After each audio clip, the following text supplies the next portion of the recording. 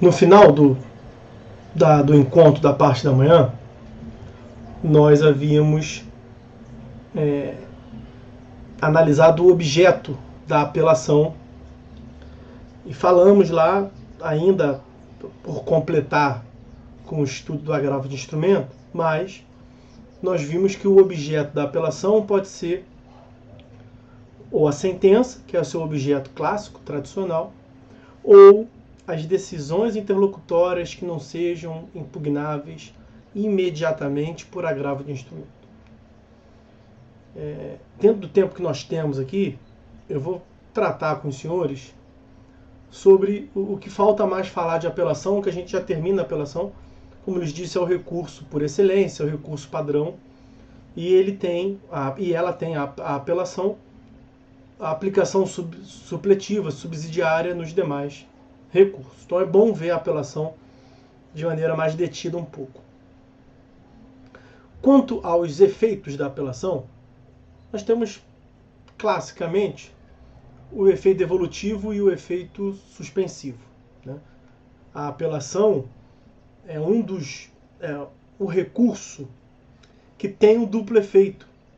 Quando a gente fala duplo efeito, a gente está querendo se referir ao efeito devolutivo e ao efeito suspensivo. Eu vou falar sobre o efeito suspensivo daqui a pouquinho mais, mas nem todos os recursos têm efeito suspensivo. Nós já mencionamos isso na última aula, no último encontro, quando falamos do artigo 995. Os recursos não têm efeito suspensivo, salvo quando a lei atribuir. E a apelação foi o recurso que atribuiu o efeito suspensivo ope legis, pela própria lei. Mas vamos começar pelo efeito devolutivo. Antes disso, uma consideração sobre o que eu acabei de falar, sobre o duplo efeito. Quando se fala duplo efeito, né, efeito devolutivo e efeito suspensivo. Só que nós não podemos esquecer que são vários os efeitos que nós analisamos aqui no último sábado, e eles também se aplicam à apelação. Então, por exemplo, o efeito obstativo, que é o efeito de impedir o trânsito em julgado. A apelação também produz. Então já temos aí um terceiro efeito. O efeito substitutivo, que é o fato da decisão do recurso substituir a decisão anterior. Também produz apelação. Já temos aí um quarto efeito. De acordo com o senhor. Ô, papai. O efeito translativo, que é o conhecimento de ofício pelo tribunal das questões de ordem pública, ainda que não tenham sido impugnadas, ainda que não se encontre em nenhum momento no processo. Também se produz na apelação. Curioso, portanto, que quando se fala duplo efeito, você está inserindo ali diversos outros. Quando se fala duplo efeito, não quer dizer que os outros efeitos não se produzam. É que são os dois efeitos clássicos que todo mundo se pergunta. E aí, tem efeito suspensivo ou não? Porque uma outra curiosidade é o seguinte: o efeito devolutivo, ele é próprio de todo recurso. Todo recurso, ao impedir o trânsito em julgado, devolve ao órgão ad quem o conhecimento da matéria. Então o efeito devolutivo também se produz sempre. O curioso é, quando se fala duplo efeito, a grande dúvida por trás é saber se produz o efeito suspensivo. Então sempre que ouvirem falar assim, tem um duplo efeito, esse recurso produz ou não um duplo efeito? Está perguntando do efeito suspensivo. Tá? Bom, agora vamos aprofundar cada um desses efeitos também rapidamente, que eu estou mais interessado em ver com os senhores aqui o rol do agravo de instrumento, que nós veremos já já. Efeito devolutivo, portanto, se produz na apelação, sem mistérios, devolve ao tribunal, devolve ao órgão colegiado o conhecimento da matéria impugnada. Tem lá o efeito devolutivo no plano horizontal, que é a extensão da impugnação. Tem efeito devolutivo no plano vertical, que é a profundidade, as matérias. Hoje o colega trouxe até essa consideração mais cedo aí, que nós falamos sobre o efeito devolutivo vertical. Todas as questões discutidas no processo, independentemente de terem sido objeto ou não de impugnação em grau recursal, elas são analisadas pelo tribunal. Efeito devolutivo, portanto, no plano horizontal, no plano vertical, ao qual nós já dedicamos aqui boa parte da nossa atenção na aula passada, hoje mais cedo recordamos, é isso. Não tem nada de curioso, portanto, nada a acrescentar em relação a isso que nós já falamos. O que tem para falar aqui, que aí é algo próprio da apelação, aparece aqui na apelação. Aliás, isso que nós vamos ver aqui agora, que é clássico da apelação, o STJ já admitiu a aplicação, inclusive ao agravo de instrumento. Salvo engano, eu botei no material que está disponível para vocês. O que é isso que nós estamos falando? É teoria da causa madura. O que é a teoria da causa madura? Quando se fala teoria da causa madura, é em relação a uma situação específica. Qual é essa situação específica? É o julgamento da apelação que conduz à a invalidação, que conduz à invalidação da decisão impugnada. O resultado, os resultados possíveis da apelação, quais são? Reforma, quando temos error in iudicando, decisão, erro no julgamento, ou error in procedendo, que aí o error in procedendo, o erro no procedimento, vai redundar na invalidação, na cassação, na anulação da decisão impugnada. A questão aqui cinge-se ao estudo da decisão de invalidação. A decisão de reforma não se aplica, portanto. Então, se o juiz julgou improcedente, o tribunal reforma para procedência, é um erro no julgamento. Você está invertendo o sinal. Parcialmente procedente vira totalmente procedente. Totalmente improcedente vira totalmente procedente. Não é disso que se trata. Então, o que nós estamos aqui analisando é uma decisão do tribunal que invalida a decisão anterior. Porque quando o tribunal invalida a decisão anterior, ele a anula. E anular significa tornar nulo. E nulo em latim nulo vem do latim nullum, que significa nenhum. Então decisão nula é decisão nenhuma. Quando se anula a decisão, você retira ela do mundo jurídico. Ela deixa de ter validade. Uma decisão inválida. Então tem que colocar outra no lugar. Tem que a substituir por uma decisão válida. Aqui a dúvida que surge é a seguinte, a questão que surge é a seguinte: uma vez que o tribunal invalide a decisão anterior, quem vai proferir uma outra decisão? E a regra é que o tribunal invalidando a decisão, os autos são baixados para a primeira instância para produzir uma outra decisão no lugar. É como se fosse o tribunal ensinando o juiz como é que faz. Então, uma decisão com cerceamento. O colega comentou mais cedo aí a hipótese em que não se deixou produzir prova e depois julgou improcedente por falta de provas. O tribunal vai falar, para filho, assim não tem condições. Cerceamento de defesa. Se você não está convencido, você tem que viabilizar toda a gama probatória que o sujeito tem direito. Então, a invalidação gera a anulação da decisão, que é a retirada do mundo jurídico daquela decisão, ela deixa de produzir efeitos válidos, ela deixa de produzir efeitos porque ela é inválida, e alguém tem que colocar uma outra decisão no lugar. Quem coloca essa outra decisão no lugar é o juiz o juiz que proferiu a decisão. Os autos são baixados e se coloca, e ele vai proferir a decisão seguindo os parâmetros que o tribunal determinou. Essa é a regra. A teoria da causa madura é justamente uma exceção a essa sistemática. Por que uma exceção a essa sistemática? Porque olha o nome, teoria da causa madura. Quando a causa que estiver quando a causa que estiver em julgamento, uma vez anulado o provimento anterior, ela estiver madura para o julgamento de mérito, o tribunal, por uma questão de efetividade, não vai baixar os autos para o juízo de primeira instância, e ele mesmo, o tribunal que anulou, vai colocar a decisão no lugar. Então, as hipóteses estão previstas justamente no parágrafo 3º do artigo 1013. Eu digo justamente no parágrafo 3º porque acabamos de falar do efeito devolutivo. O efeito devolutivo da apelação está no 1013, 1013. E no parágrafo 3º do 1013 nós temos ali a previsão da teoria da causa madura. Parágrafo 3º e parágrafo 4º do 1013. mas o parágrafo 3º traz um panorama geral. E quais são os requisitos para a aplicação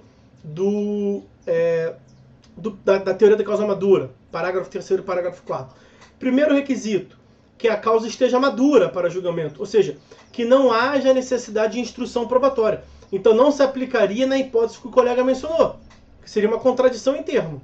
O juiz profere uma sentença que julga improcedente o pedido do autor porque o autor não produziu prova. Mas ele, juiz, não deixou o autor produzir prova. Aí você recorre para o tribunal dizendo que tem uma nulidade, tem cerceamento de defesa, uma violação, uma garantia fundamental do processo. O tribunal concorda e anula. Como eu disse ainda há pouco, quando ele anula, o que ele faz? Devolve para o juiz. Para o juiz ou a qual proferir a decisão. E o que é a teoria da causa madura? Uma exceção. É quando o próprio tribunal analisa. Como é que o próprio tribunal vai rejulgar aquela causa se falta justamente prova? Aí então não vai poder aplicar. Então o primeiro requisito, ou na verdade, o que dá nome à teoria, o que se chama teoria da causa madura, é justamente a hipótese em que não haja necessidade de instrução probatória. E a instrução probatória é feita, em regra, no juízo a quo, no órgão originário. Tá? Então esse é o primeiro requisito, que não haja necessidade de instrução probatória, o que dá nome à teoria, a causa está madura para julgamento. O segundo requisito é que porque não basta isso. O segundo requisito é que se amolde às hipóteses previstas em lei. Porque nós estamos diante de uma exceção. E você não interpreta uma exceção extensivamente. A exceção ao próprio sistema se dá no sistema por meio de normas excepcionais. E é o caso do parágrafo 3º do artigo 1013. Deixa eu ver se eu pego o parágrafo 3º do artigo 1013 para a gente aqui. Porque nele tem algumas coisinhas para falar. Não sei se ele vai vir todo, porque geralmente corta. Não, veio todo. Olha lá. As hipóteses são essas, né? Olha lá. Se o processo estiver em condições de imediato julgamento, acabamos de falar. O processo está em condições para imediato julgamento quando não há necessidade de novas provas. A causa está madura para julgamento. Ou é uma questão exclusivamente de direito, ou é uma questão de direito e de fato que já está com os fatos provados. A princípio, o tribunal pode julgar. E aí, qual é o segundo requisito? Que se enquadre nessas hipóteses aí. Continua o dispositivo. O tribunal deve decidir desde logo o mérito quando? Veja, deve decidir. Então aqui evoluiu de uma possibilidade para um dever do tribunal. Aqui a perspectiva, o estudo que se faz aqui, a promoção que se faz é da duração razoável do processo, da efetividade. Então, segundo consta da lei, não teria sentido, não poderia o tribunal devolver para lá para baixo fazer, para lá para baixo julgar, se a causa já está pronta. Porque o que justifica a devolução para o juízo originário é a instrução probatória. Então, essa é a razão do Instituto. Quais são as hipóteses? Quando reformar a sentença fundada no artigo 485. Artigo 485 são sentenças terminativas, que não julgam o mérito, pelo reconhecimento de um vício processual. Se este vício processual tiver sido reconhecido pela instância originária de um modo equivocado, então a sentença que não julga o mérito está errada. Qual seria o certo, portanto? O julgamento do mérito. E o que o inciso primeiro está dizendo?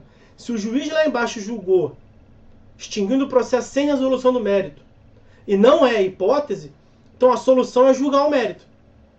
Só que se o processo está em condições para imediato julgamento, aplica a causa madura e o próprio tribunal julga. Qual é o problema que nós temos aqui? Aqui nós poderemos ter o vício da supressão de instância. Então há quem critique isso em sede doutrinária. Por que nós teremos supressão de instância? Porque quando o tribunal anula a decisão para afirmar que não era caso de julgamento sem resolução do mérito, mas que deveria ter julgamento do mérito, uma parcela da doutrina vai dizer, então tem que baixar para o juiz lá de baixo julgar e você julgar em grau recursal. Porque quando o tribunal afirma que não é caso de sentença terminativa, não é caso do vício processual, e ele, tribunal, julga o mérito, ele não vai estar exercendo uma função recursal quanto ao mérito. Quanto ao mérito, não houve afirmação lá embaixo se é de procedência ou de improcedência. Então o tribunal não estaria revisando o mérito, ele estaria inovando. E aí é uma crítica. Essas críticas não prevalecem em sede jurisprudencial, tá? O dispositivo é aplicado do jeito que está. Eu estou trazendo uma visão que, ao meu ver, faz sentido, tá? É uma crítica que faz sentido. Não chego a dizer que está errado, que é inconstitucional. Parece que andou mal o legislador. É uma crítica que se faz aqui ao legislador. Inciso segundo, segunda hipótese. Vai aplicar a causa madura quando o processo estiver pronto para julgamento e for o caso de decretar a nulidade da sentença por ela não ser congruente com os limites do pedido ou da causa de pedir. Aqui está ok, né? Se houve uma decisão, vamos supor, do juiz de primeiro grau que extrapolou os limites, uma decisão extra petita, portanto, julgou mais do que deveria. Você não precisa anular essa decisão, vamos deixar um vácuo, quando anula deixa um vácuo, né? Para devolver para o primeiro grau afirma, então o cara pediu 100 mil, o juiz deu 1 milhão. O que o tribunal vai dizer? Não pode, juiz. Você está vinculado ao que foi pedido. O pedido é 100 mil. Então eu estou te devolvendo para você falar que é 100 mil. Porque quando o juiz fala que é 1 milhão, ele já julgou os 100 mil. Aqui o legislador andou bem. Aqui o próprio tribunal pode botar uma outra decisão no lugar. Fala assim, olha, o juiz julgou que era 1 milhão. Às vezes até fala assim, ó, tem razão, poderia até ser 1 milhão se tivesse pedido 1 milhão. Mas pediu 100 mil. Nós estamos vinculados ao que é pedido. Então pediu 100 mil, decisão máxima 100 mil. Pelo princípio da congruência. Não precisa o tribunal baixar para fazer isso, portanto. Inciso terceiro. O inciso terceiro está inserido no inciso segundo. O legislador só quis aqui ser mais preciso. Porque quais são os vícios de congruência? A decisão citra petita, extra petita e ultra petita. O inciso terceiro é a decisão citra petita, quando tem a omissão de algum dos pedidos. Aqui, mais uma vez, me parece que tem supressão de instância. Porque olha só, o que é a sentença citra petita? Não é quando a parte pede 100 mil e o juiz julga procedente 50 mil. Isso não é citra petita. Essa decisão não tem vício nenhuma de congruência. Ela pode, no máximo, ter julgado errado, ser 50 mil e ser 100, ou pode não ser nem 50 mil, ser 20, o devido. Isso é mérito. Isso é erro em judicando. Se julgou certo ou errado com as provas produzidas. O que o inciso está falando, que é a sentença citra petita, é quando o juiz deixa de julgar um pedido. Então a sentença citra petita ela tem uma pluralidade de pedidos. O cara pede dano material, dano moral e dano estético. O juiz fala assim, julgo totalmente procedente o pedido. E condeno o autor, condeno o réu a pagar ao autor 100 mil reais a título de dano material. Que foi o pedido, o cara pediu 100 mil de dano material. E o juiz dá 100 mil de dano material. Só que o autor também pediu dano moral e o juiz não julgou.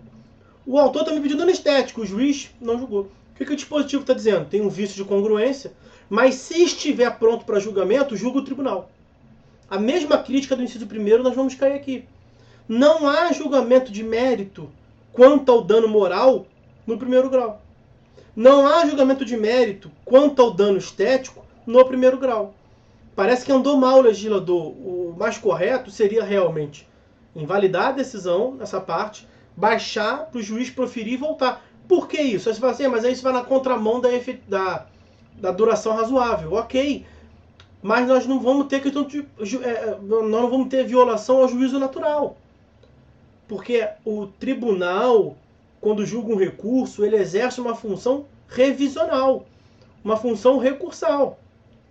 Então, se você alega que deixou de julgar algum pedido seu, o juízo natural para proferir a decisão originária a respeito do dano moral e do dano estético é o juízo de primeiro grau. E o juízo natural para exercer a função revisional é o juízo de segundo grau, é o tribunal. Nesse caso, tudo volto a dizer, é por força de lei. O legislador ponderou entre a efetividade e a técnica processual. Não é inconstitucional, eu só acho que mandou mal o legislador. Porque o que nós temos aqui é supressão de instância. Há uma quebra do juízo natural. Porque o tribunal, ao invés de exercer a função revisional, está exercendo a função originária e sendo o primeiro a julgar. E não é uma ação de competência originária. Tá? Espero que estejam me entendendo. A Rita traz ali, no caso da sentença citra petita, eu poderia, antes da apelação... Ah, sim!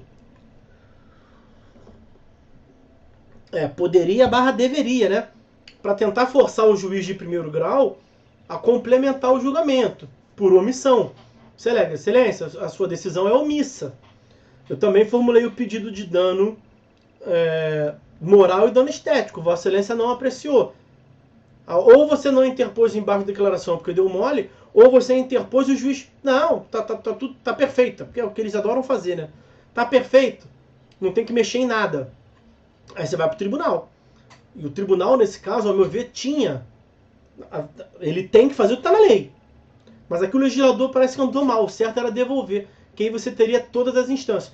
Naturalmente, eu reconheço, o legislador ordinário, ele tem a atribuição constitucional para exercer a ponderação de interesses. E aqui ele colocou de um lado o juízo natural, a técnica processual, e do outro lado a efetividade, a duração razoável do processo. E ele pendeu para cá.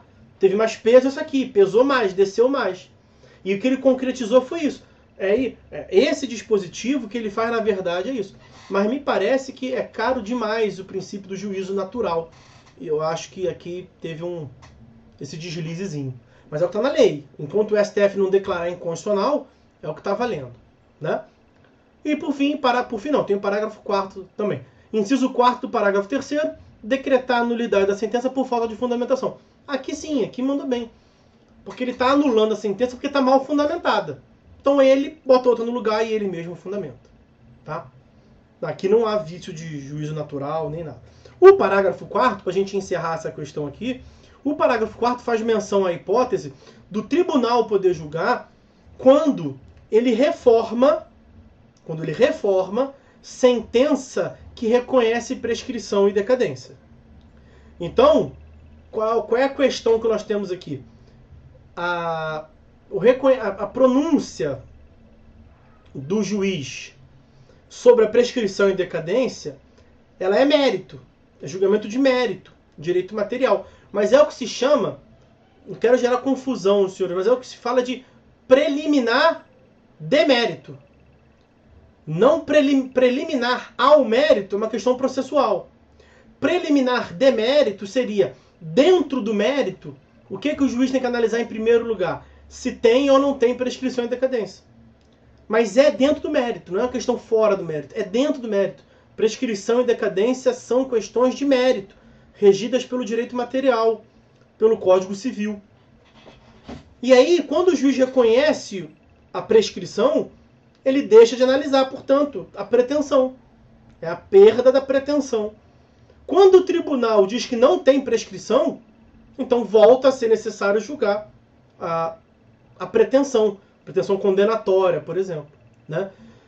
Quando o tribunal reforma a prescrição, diz que não tem prescrição, isso é erro em iudicando, isso é reforma propriamente dita. E o problema aqui é parecido. O juiz de primeiro grau, ao reconhecer a prescrição, ele deixou de se pronunciar sobre se deve ou não deve. Sobre a pretensão condenatória. Vamos ficar na condenação. Pretensão condenatória. Aqui me parece que não há quebra do juízo natural por essa característica de ser no julgamento de mérito. Porque a prescrição e decadência é julgamento de mérito. Então você está trocando o julgamento de mérito por outro de mérito. O juiz apreciou mal a prescrição, o tribunal está reformando prescrição / decadência e está avançando ao julgamento do outro mérito, né? Da outra parcela do mérito. Bom, acho que sobre a teoria da causa madura é isso. Preocupado com a hora, mas vamos lá. Uma outra questão interessante para se ver, ainda na apelação, e para a gente encaminhar para o final, essa é rápida, é o efeito suspensivo. Né? Falamos de um duplo efeito ainda há pouco. quando se fala em duplo efeito, se está querendo saber, na verdade, objetivamente, se tem efeito suspensivo ou não. Nós vimos que o efeito suspensivo quanto aos recursos, de modo geral, ele não existe. Isso está expresso no artigo 995. Os recursos não impedem a eficácia da decisão recorrida, da decisão impugnada. Salvo quando a lei assim atribuir, ou quando o relator decidir. A apelação, está lá no artigo 1012, 1012, a apelação é um dos casos em que tem sim o efeito suspensivo. Ou seja, quando se produz uma sentença e é interposta a apelação, quer dizer, volta. Quando se profere uma sentença, ela não produz efeitos imediatamente, como regra. Por que ela não produz efeitos imediatamente? Porque logo depois que ela é publicada, nós temos o prazo de 15 dias para a interposição da apelação. E o efeito suspensivo da apelação não decorre da interposição da apelação. Decorre da possibilidade de ser interposta a apelação. Então, assim, foi publicada a sentença hoje. Foi publicada a sentença ontem. Hoje ela produz efeitos? Não. Mas foi interposta a apelação? Também não. Ainda não foi. Mas está no meu prazo. Eu tenho 15 dias para interpor a apelação. 15 dias úteis. Então, no prazo da apelação, não se produz efeitos. É como se o efeito suspensivo da apelação já decorresse logo da sua possibilidade de interposição. Então, a sentença vai produzir efeitos depois do seu trânsito em julgado. Salvo se tiver nas exceções que nós veremos já já. Então, o efeito suspensivo, ele não se dá do momento da interposição para frente. Porque se você interpõe a apelação no 15º dia, em tese você estaria inadimplente da obrigação, portanto, do 1º, 2º, 3º até o 14º dia. E não é isso que se trata. Ela não produz efeitos desde a sua prolação. Ela vai produzir efeitos se, eventualmente, a apelação não for interposta. Aí, superado o prazo da apelação, o que nós temos é trânsito em julgado, a decisão produz efeitos. Tá? Então, a apelação tem um duplo efeito. A lei atribuiu no artigo 1012 o efeito suspensivo. E quando se fala em efeito suspensivo, não é que se suspende o curso da apelação. Não. É que a apelação suspende os efeitos da decisão impugnada, da decisão anterior. Essa é a regra, ok? Mas o que mais interessa é a exceção, naturalmente. Né? Em algumas hipóteses, taxativamente previstas em lei, artigo 1012, parágrafo 1º. Nos casos do parágrafo 1º do artigo 1012, a colega fez até menção mais cedo aí a ação de alimentos, a sentença que condena ao pagamento de alimentos, ela produz efeitos imediatamente. Por quê? Porque a eventual, a gente não sabe se vai... Publicou ontem, hoje é o 1º dia, eu não sei se vai ter apelação interposta ou não. Então não é a apelação, é a eventual apelação. A eventual apelação interposta não terá efeito suspensivo. Se não terá efeito suspensivo nem quando for interposta a apelação, não tem por que agora ter efeito suspensivo. Então, nos casos do parágrafo 1º do artigo 1012, eu convido os senhores a fazer a leitura para a gente poder avançar aqui. Homologação de divisão de terras, condenação ao pagamento de alimentos, embargos à execução quando é julgado improcedente. São aqueles casos específicos e que é justamente onde aparece a menção que eu fiz mais cedo sobre a sentença que confirma, revoga ou que concede. Ah, a Rita me fez o favor de colocar ali. Obrigado, Rita. Tá no chat aí para os senhores darem uma olhada. Olha lá o inciso 5º. Inciso 5º do parágrafo 1º do artigo 1012. Produz efeitos imediatamente a sentença que confirma. Bom, confirma porque foi concedida uma tutela anteriormente e foi confirmada na sentença. É a regra, né? A tutela provisória é provisória. Tem que ser confirmada ou reformada, modificada posteriormente. Confirma. Inciso 5º. Vou pular o concede. Ou revoga. Revogou a tutela antecipada porque é para parar de produzir efeitos a tutela provisória. Mas olha ali a hipótese intermediária. A que concede tutela provisória. Então é possível, mesmo que excepcionalmente, se conceder uma tutela provisória na sentença. E aqui a perplexidade que gera é o seguinte: a sentença é o ato final. Então a sentença é o momento oportuno para se proferir decisões fundadas em certeza, juízo de certeza. O que é diametralmente oposto com a tutela provisória. Tutela provisória é aquela que não é certa, aquela que não tem certeza, que tem mera probabilidade. Você pode pensar assim, mas se o juiz está sentenciando, é porque ele já tem certeza. Então por que os juízes concedem uma tutela provisória, uma tutela antecipada na sentença? A resposta está aí, isso que nós estamos vendo aqui agora. É para que se possa produzir efeitos imediatamente. O juiz condena o réu a pagar ao autor 100 mil reais. E ele concede uma tutela antecipada para que pague 50 mil reais. O que ele quer com isso? Ele quer que daqueles 100 mil já pague 50 mil imediatamente. Quer forçar o cumprimento provisório daquela sentença. Essa é a lógica. Na verdade, aqui, na maioria dos casos, o que acontece? O juiz percebe que deveria ter dado a tutela antecipada lá atrás, comeu mosca e não deu, e para tentar amenizar um pouco a situação do autor, ele concede na sentença tutela provisória. É um gatilho jurídico, a verdade é essa, é um gatilho jurídico. Mas o que ele quer é encaixar no parágrafo 1º. O que ele quer fazer é com que não tenha efeito suspensivo.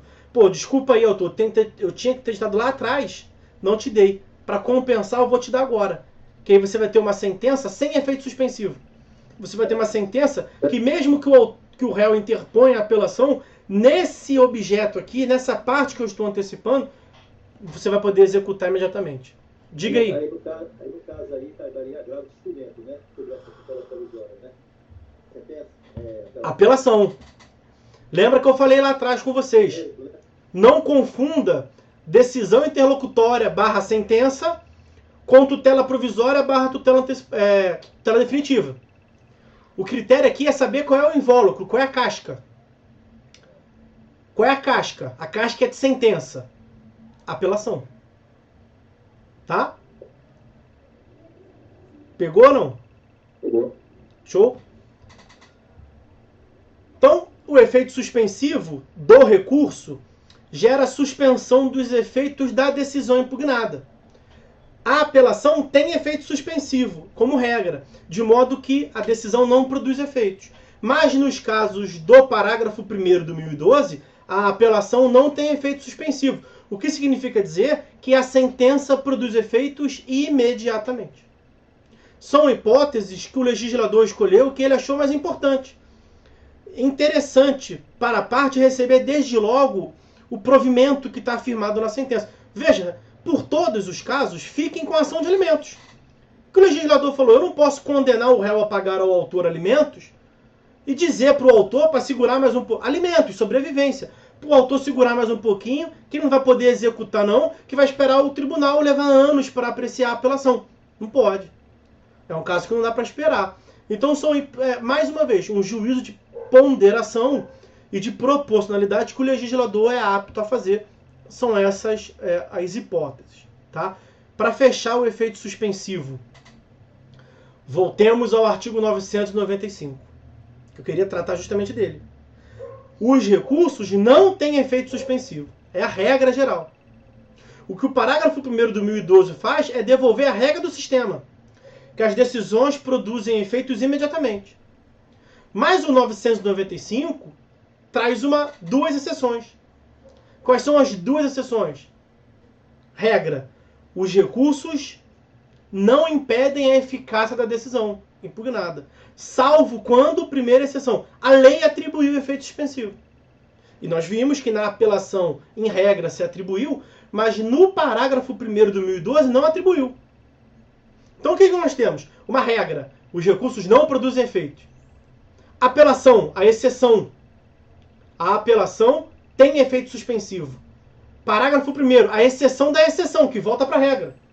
Nesses casos, produz efeito automaticamente, instantaneamente. Mas percebam que o 995 não acabou a redação. O 995 fala, salvo quando a lei o atribuir é o efeito suspensivo, ou a parte obtiver uma decisão do relator. É esse o ponto que eu quero ver com vocês. mesmo nesses casos, do parágrafo 1º do artigo 1012, o relator pode conceder efeito suspensivo. Não tem efeito suspensivo. Estas apelações, as apelações em regra têm, estas apelações do parágrafo 1º não têm efeito suspensivo. Mas nesses casos, pode o apelante bater lá no gabinete do relator, despachar com ele para conseguir a tutela provisória, o efeito suspensivo? Pode. E nós vimos que é a atribuição do relator se pronunciar sobre a tutela provisória em sede recursal. Diga, meu amigo. Eu acho que não colocado isso, né? Eu acho que podia fazer o contrário, porque toda sentença tem efeito suspensivo, com exceção, fazer o contrário. Deu um recurso, tem efeito suspensivo, mas a exceção da apelação, 99% de recurso. 99%. Não seria mais lógico falar que a sentença terá um efeito, não terá um efeito suspensivo? Melhor, terá um efeito suspensivo com exceção do... Mas é justamente como acontece. É justamente isso que você está falando. Essa retração foi truncada demais, parece que é uma incoerência. Não, veja. Uma coisa é o 995, que está lá na teoria geral dos recursos. Os recursos todos, num pacote geral, não tem efeito suspensivo. É a regra, não ter efeito suspensivo. Só que a apelação é uma espécie. A apelação não é todos os recursos. A apelação é um recurso. No 995 disse, em regra não vai ter efeito suspensivo, salvo se a lei falar que tem. E o CPC é lei. Então, em uma parte, 995, o CPC falou que não tem todos os recursos. Mas ele falou, salvo se a lei falar que tem. E o CPC é lei. Lá no artigo 1012, ele, CPC, excepcionou ele mesmo. Ele criou uma exceção a ele mesmo, que é a apelação. Que é 99% dos recursos. Não é mais ou menos, né? Agravo tem bastante também. Mas a apelação é uma grande quantidade de recursos de apelação.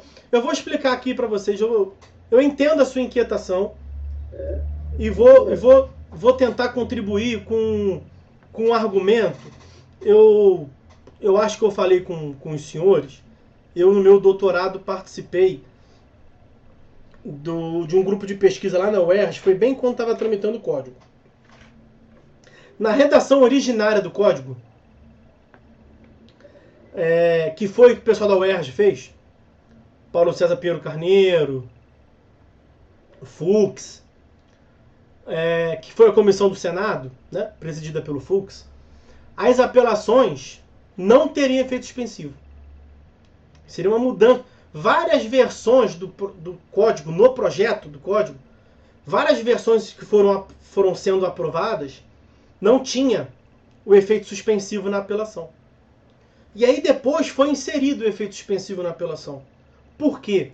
Porque houve uma demonstração por um estudo científico encabeçado pelo CNJ, no sentido de que havia um elevado número de sentenças reformadas em grau de apelação. Um elevado número, mais de 50%. Eu estou falando a nível nacional. A nível nacional. Tinha um tribunal àquela altura, que mais de 90% era reformada. No todo ou em parte. O que significa dizer que as sentenças são reformadas? Que os juízes estão julgando errado. Estão julgando errado. Tribunal do Maranhão, mais de 90% naquela época, de sentenças reformadas. O que foi discutido lá no Congresso? Olha, nós estamos tirando o efeito suspensivo da apelação para dar moral, para dar poder, para dar efetividade e poder para o juiz de primeiro grau. Para a decisão por ele proferida já produzir efeitos imediatamente. Mas como é que nós vamos fazer isso se dados científicos, estatísticos, mostram que as decisões de primeiro grau não são tão boas assim? E foi por isso que voltou atrás. Foi por isso que o efeito suspensivo. Eu gosto sempre de dizer isso, foi bom você ter me provocado. Por quê? Porque eu não me surpreenderia, porque paulatinamente se faz essa comparação. E tem aumentado o número de boas decisões, quer dizer, tem diminuído o número de reformas pelo tribunal. Aconteceu exatamente o mesmo, exatamente dessa forma, na Espanha. O nosso modelo, inclusive com a previsão da audiência a decisão de organização do processo, lá do artigo 357, se deu inspirada no modelo espanhol. E aí, conforme as decisões de primeiro grau foram progressivamente melhorando, o sistema espanhol, o espanhol, evoluiu no sentido de retirar o efeito suspensivo. Para que os senhores tenham uma ideia, hoje em dia a última vez que eu analisei, a taxa de sentenças mantidas pelo tribunal na Espanha era superior a 75%. Ou seja, 7,5 de cada 10 decisões que os juízes espanhóis proferem, o tribunal confirma e fala que está certo. Dito de uma outra forma, 25% são reformadas. Eles inverteram a pirâmide lá. Então o que eles chegaram a fazer? No sistema espanhol, nós estamos longe disso. Eles restringiram a quantidade de recursos. Lá na Espanha, além da apelação não ter efeito suspensivo, eles evoluíram e eles colocaram juros em dobro a partir do momento que interpõe a apelação. Para quê? Para tentar forçar o camarada que está recorrendo só para ganhar tempo, não recorrer. E o último passo que eles deram, mais recente, eles fizeram um custo, uma análise de custos, do quanto que custa cada recurso a ser julgado na Corte de Apelação da Espanha. E chegaram à conclusão, salvo engano, que o custo médio é de 3 mil euros. O que eles falaram? Que não cabe recurso de apelação abaixo de 3 mil euros. Porque o que tem de benefício para a parte, o que teria de benefício para a parte, não compensa o custo do Estado. Isso é o regime da Espanha. Mas por que eles fizeram isso? Porque eles preferiram assumir o erro judicial em prol da efetividade. E eles fizeram isso, eles tinham dados estatísticos horríveis também de decisão de primeiro grau, mudaram o sistema. O sistema judicial deve ser pensado numa análise global, né? E eles foram progressivamente aumentando. O que nós queríamos fazer lá no projeto do código é esse passo de retirar o efeito suspensivo. E com esses dados que eu lhes apresentei, voltaram atrás. Não se sentiram confortáveis. O legislador não quis aprovar isso. Mas o que eu vejo é uma possibilidade de, em breve, recentemente, conforme os números forem melhorando, retirar o efeito suspensivo. Qualidade da sentença. Qualidade, exatamente, gira em torno da qualidade da sentença. É assim, o Estado apoiar, o Estado legislador apoiar o Estado julgador, no primeiro grau. O legislador não se sentiu confortável em comprar a briga dos juízes de primeiro grau. Basicamente isso. Mas eu agradeço muito a sua intervenção, porque me fez até tocar nesse assunto que eu acho interessante. Interessante também, e sempre você pensar lá na frente, descobrir melhor a qualidade da sentença, os atos especiais, né? Acabar com o segundo grau, né? Mas aí o juizado acho que se agrava ainda mais, né? Os valores, limitado, precisa para acelerar mais ainda.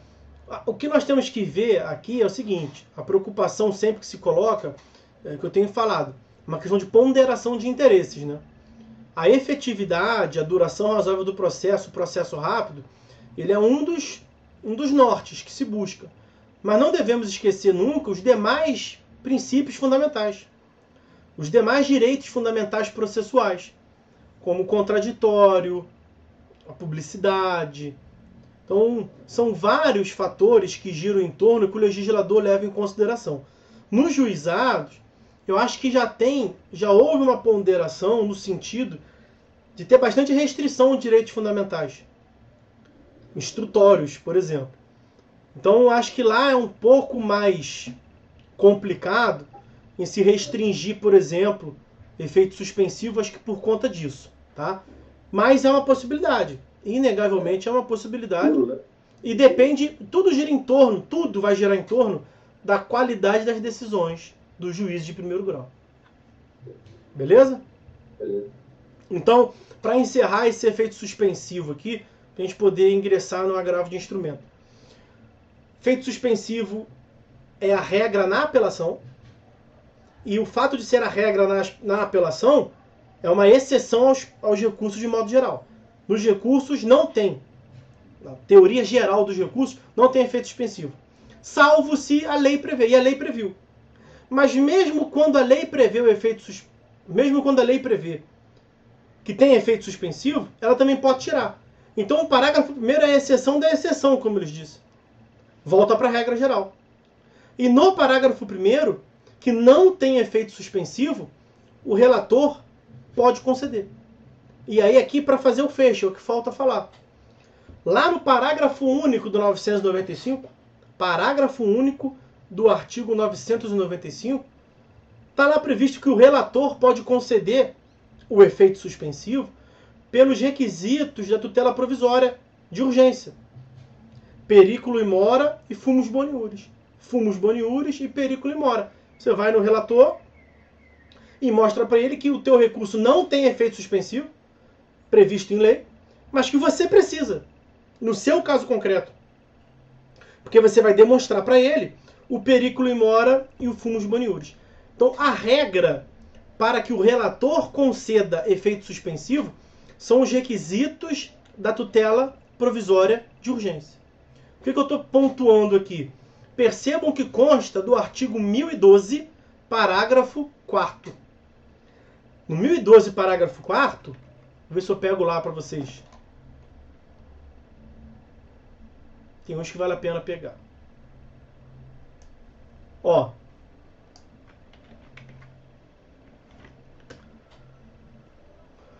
Nas hipóteses do parágrafo 1º, quando não tem efeito suspensivo, a eficácia da sentença poderá ser suspensa pelo relator.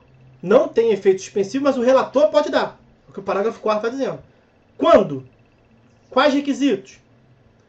Se o apelante demonstrar a probabilidade de provimento do recurso ou seja, tem o primeiro caso, que é quando o apelante demonstra a probabilidade do provimento do recurso. E tem o segundo caso, ou se, sendo relevante a fundamentação, houver risco de dano grave de difícil reparação. A primeira hipótese que eu destaquei ali em cima para vocês é a tutela da evidência. Veja, quando o apelante demonstrar a probabilidade de provimento do recurso. Como é que você deve interpretar? A elevada probabilidade. Uma fumaça muito densa.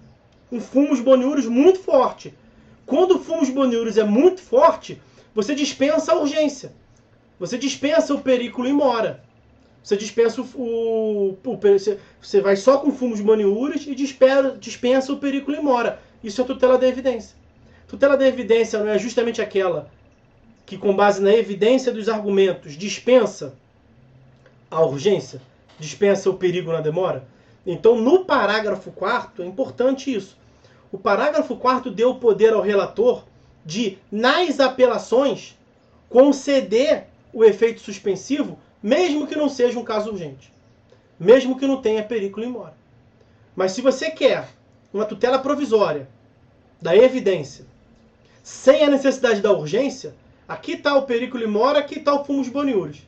Se você está tirando o fumus boniuris, o que você precisa fazer? Se você está tirando o periculo in mora, o que você precisa fazer com o fumus boniuris? Aumentar. Então a tutela da evidência é essa, é aquela que tem uma elevada probabilidade. O fumus boniuris está lá em cima. Você está mostrando claramente para o julgador o equívoco da decisão. Ele pode conceder o efeito suspensivo pela elevada probabilidade dos seus argumentos.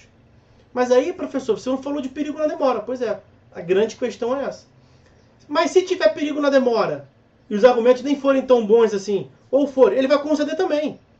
Aqui o detalhe é que o legislador ampliou as hipóteses. Porque a parte final do parágrafo 4º já está no 995, parágrafo único. Tutela da urgência. Fumus mais periculo. O que aquela parte daquele miolo ali que eu destaquei para vocês está querendo dizer é que mesmo sem periculo, se tiver um elevado argumento, o juiz pode conceder. O juiz não, o relator, né? O relator pode conceder.